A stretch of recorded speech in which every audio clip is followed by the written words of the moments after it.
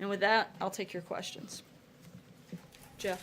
Sarah, a follow-up on the Steve Bannon issue. Did White House staff, including Steve, have to sign non-disclosure agreements when they came to work at the White House? There's an ethics agreement. Beyond that, I can't get into any additional details. And does the president want to have Steve's support for anti-establishment political candidates going up into the midterm elections? The president wants all American support. He hopes that every American in this country wants to see us do bigger and better things. That's his focus. He's not trying to single out the support from any one individual, but he wants to bring everybody together to move this country forward. That's what he campaigned on, and that's what we've done over the last year, and that's what we're going to continue to do for the next 7 years. Yeah. The White House has said there were false statements in this book. The president's lawyer has said there were libelous statements. Could you just give a few examples of things that have been said in this book that are false, that you would like to set the record straight on? I'm not going to go through every single page of the book, but there are numerous examples of falsehoods that take place in the book. I'll give you one just because it's really easy. The fact that there was a claim that the president didn't know who John Boehner was is pretty ridiculous, considering the majority of you have seen photos, and frankly, several of you have even tweeted out that the president not only knows him, but has played golf with him, tweeted about him. I mean, that's pretty simple and pretty basic. Ages of employees, which would be super easy to fact check, are wrong. Again, there are numerous mistakes, but I'm not going to waste my time or the country's time going page by page talking about a book that's complete fantasy and just full of tabloid gossip, because it's sad, pathetic, and our administration and our focus is going to be on moving the country forward. John? Thanks a lot, Sarah. I read the cease and desist letter that was sent by the president's lawyers to both Michael Wolff and Henry Holt, the publisher of his book, which seeks to stop the sale of his book. Did the president's lawyers share with the president the idea that this is a prior restraint and that prior restraints are generally unconstitutional? I'm not sure about specific details of the conversation between the president and his personal attorneys, but I would refer you to them for questions regarding that matter. Jordan? Does the president believe in the First Amendment? Does he believe in prior restraints such as the one that's contemplated here? The president absolutely believes in the First Amendment, but as we've said before, the president also believes in making sure that information is accurate before pushing it out as fact when it certainly and clearly is not. Jordan?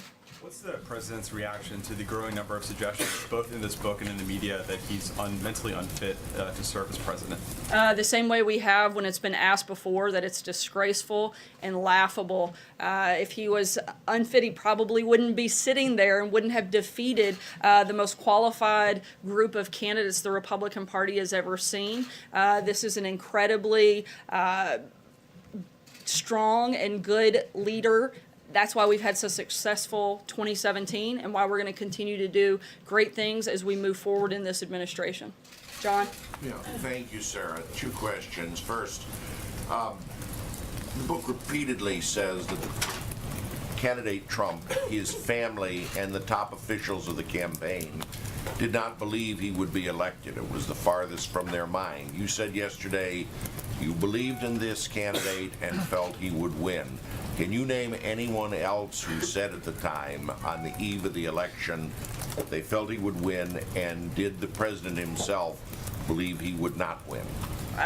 Look, as we've stated many times before, go back and look at some of the interviews, specifically Kellyanne Conway. I know she did several leading up to the days just before the election, saying directly that the president can win and would win. I know there were a number of other campaign officials that echoed those same sentiments. The president, the first lady, his family, they wouldn't have put themselves through that process if, one, they didn't believe they could win, and two, they didn't want to win.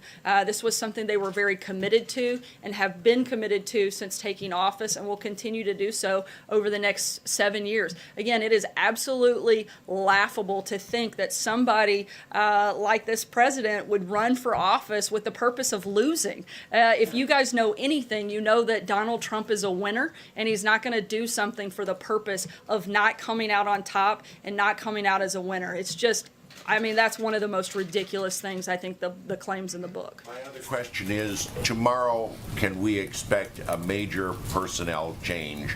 And I particularly ask, is Gary Cohn going to stay where he is? I have no reason to know of any personnel change whatsoever. Gary has stated he's committed to being here. We just have come off of a very successful win on the tax cut and reform package, which Gary was one of the key leaders of that effort, and we're moving full force ahead into 2018 to make sure we get a lot accomplished. Francesca. Thank you, Sarah. I wanted to follow up on something you said yesterday. The last time that the president spoke to Steve Bannon was early December, at least to your knowledge, you said. So that's one thing. But secondly, the president said today, I don't talk to Steve Bannon. I don't talk to him. So how much were they in contact from the time that he left the White House to that early December call that you mentioned? And also, how close were they when they were in their White House? One of the claims that was made in the book was that he frequently dined with Mr. Bannon unless he was already in bed. The book also says that he had been sidelined by April, which I think goes further to indicate that he had very little credibility to give much information, particularly after that point, which most of the book is based after that time frame. Again, this book is mistake after mistake after mistake. By April, Sarah, were they not close by the time that he left? I'm not aware that they were ever particularly close. I would certainly say that they've spoken a few times since he left the White House, but it's not like there were regularly scheduled calls or and certainly no meetings between the two of them. Fred? Thanks, Sarah. This regarding the election commission and the president's tweets that follow that. Does the president, on voter ID, does the president favor a national voter ID? Look, we're still going to continue to review the best way forward. Just because the Election Commission is no longer in existence, we are going to send the preliminary findings from the commission to the Department of Homeland Security and make determinations on the best way forward from that point. And on that, why the DHS instead of DOJ, which would seem to be more of an investigative body? That was the agency that was best determined by the administration, and we're moving forward and letting them take over the process. Trey? Thanks, Sarah. Two questions for you. First, does President Trump see marijuana as a state's issue or a federal issue? The president believes in enforcing federal law. That would be his top priority, and that is regardless of what the topic is, whether it's marijuana or whether it's immigration. The president strongly believes that we should enforce federal law. The move that the Department of Justice has made, which my guess is what you're referencing, simply gives prosecutors the tools to take on large-scale distributors and enforce federal law. The president's position hasn't changed, but he does strongly believe that we have to enforce federal law. And without getting ahead of the president, the meeting this afternoon with the RNC chairwoman, do you imagine that they will be discussing a potential run by Mitt Romney in Utah? Is this something that the president would like to discuss with Mitt Romney's niece? Like you said, I'm not going to get ahead of a meeting that hasn't taken place and try to guess what may be discussed.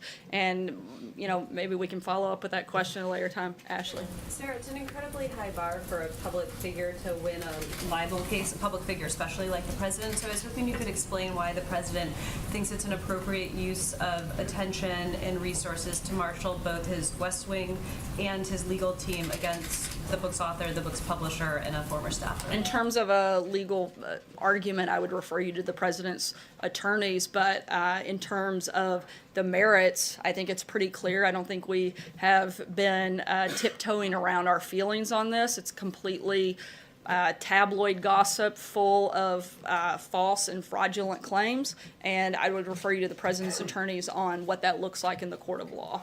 Noah. Or Brian, sorry. Brian's slow today. Thank you, Sarah. Will the president go to court to stop the publication of this book? Again, that's something that I would refer you to the president's attorneys, but our position is very clear that we think it is full of false and fake information. The book's going to be published on Tuesday. I mean, how far is the president willing to go to prevent this book from being published? He certainly believes that it shouldn't be, but in terms of the legal process, I would have to refer you to his legal team on that front. Margaret. Sarah, I know we're talking a lot about Steve Bannon, but he's not the only person quoted in this book.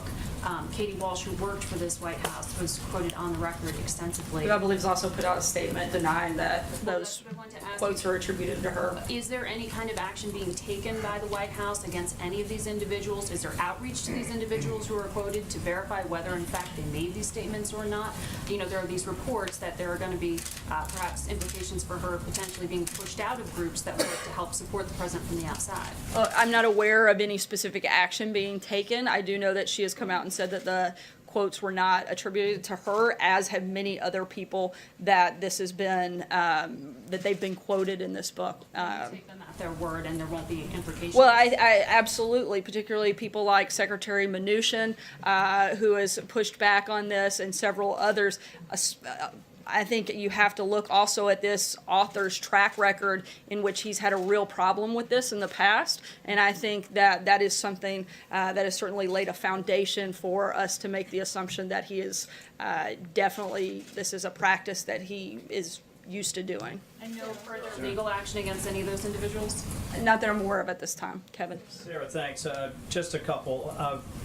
I just want to ask you, broadly speaking, what's your level of exhaustion when you have to have this issue out there when there are other policy issues you're trying to get to and trying to communicate to the American people? How do you balance that? And I guess the obvious would be, did you speak to the president specifically about what has been said, or at least has been released about this book? I have spoken to the president about some of the specifics that have come up. But in terms of the level of exhaustion, I'm less concerned with my exhaustion as I am with the people of this country, who frankly probably could care less about a book full of lies and would really like to hear more about the booming economy, the crushing of ISIS, all of the great things that are happening in this country, or all of the big problems that we're focused on tackling. I don't think they really care about some trash that an author that no one had ever heard of until today, or a fired employee wants to peddle. This is the focus of this administration, is moving our country forward, and hopefully everybody in this room will join us in that effort and focus on some of the policy components